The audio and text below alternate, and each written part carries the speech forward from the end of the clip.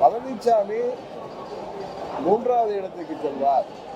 இன்றைக்கு நானா எதுவும் சொல்லலை, ஊடகத்துறையை சேர்ந்த நண்பர்கள், சர்வே எடுக்கிற பல நிறுவனங்கள், எங்களோட தொடர்பில் இருப்பவர்கள் சொல்வது, திமுக கூட்டணிக்கு போட்டியாக தாவேகா தலைமையில் ஒரு நல்ல கூட்டணி அமைந்தால் திமுக கூட்டணிக்கும் தாவேகா கூட்டணிக்கும் இடையேதான் போட்டி இருக்கும் என்று அவர்கள் சொன்னதைத்தான் நான் சொல்றேன்.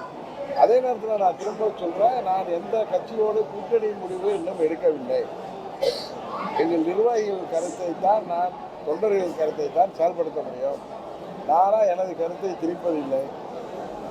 நான் யதார்த்தத்தை, நாட்டு நடப்பை நடுநிலையாக பார்த்து சொல்பவர். எனக்கு யாரை பார்த்து அச்சமும் இல்லை, யார் மீது பொறாமமும் இல்லை. அதனால புதிய கட்சியாக இருக்கலாம்.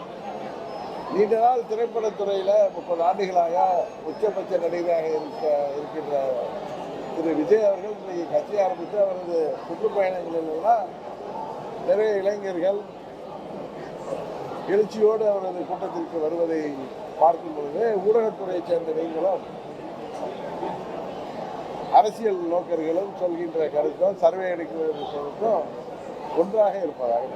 அதை தான் நான் சொல்றேனே தவிர விஜய் தான் வெற்றி பெற்று விடுவார்னு நான் சொல்லல. திமுகவுக்கு கூட்டணி இன்றைக்கு வலுவாக இருக்கிறது. எத்தனையோ அவர்கள் மீது குற்றச்சாட்டுகள் இருந்தோம். 24 பாராளுமன்ற தேர்தலில் திமுக கூட்டணி தான் 100% வெற்றி பெற்றது. அதை வீழ்த்துவதற்கு அல்லது அதோட கடுமையான போட்டியை உருவாக்கக்கூடிய சக்தியாக பழனிசாமி இன்றைக்கு இல்லை.